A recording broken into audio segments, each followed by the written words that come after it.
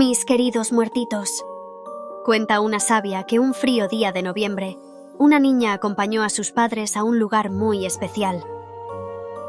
¿Queréis saber a dónde? Pues estad atentos, que ahora os lo cuento.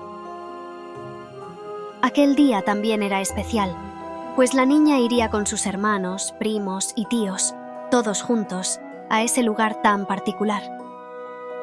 Le había preguntado a su madre, y ella le había respondido que iban todos juntos a visitar al resto de la familia que faltaba.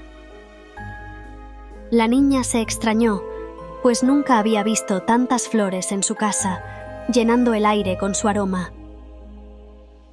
Mientras esperaba que todos estuvieran listos para partir, revisó el álbum de fotos que alguien había dejado sobre la mesa. Allí vio caras conocidas, pero de personas que ya no estaban.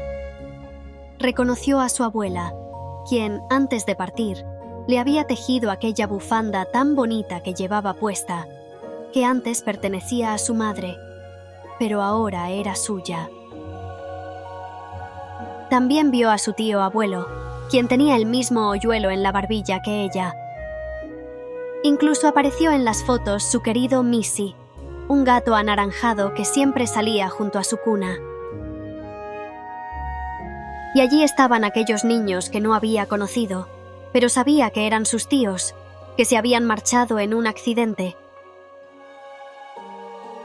Estaba emocionada, pues aquello era como una excursión del colegio, pero solo con su familia. Cada uno llevaba flores y ofrendas para los muertitos. Ella llevaba una latita de atún para su querido Missy, segura de que le gustaría mucho aquella ofrenda.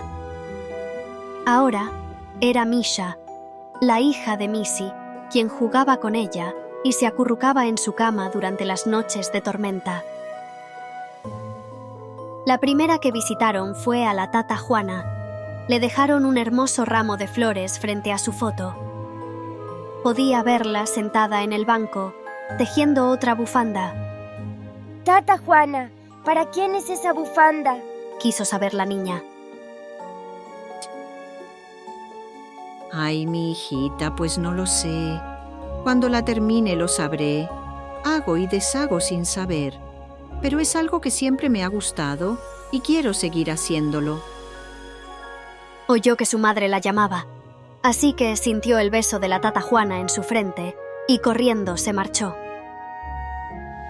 Al tío abuelo Alberto le dejaron otras flores frescas y hermosas, algunos puros y una botella. El tío abuelo Alberto se puso contento con las ofrendas. Cuando ella pasó junto a él, le guiñó un ojo y levantó la barbilla. Ya no tenía el hoyuelo, pero ella sí, así que le repitió el gesto.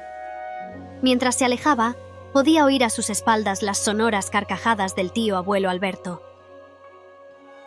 Antes de regresar a casa, jugó un poco con sus tíos.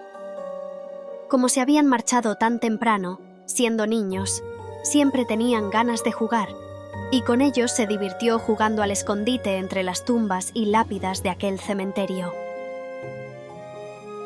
Missy no se separó de ella en ningún momento.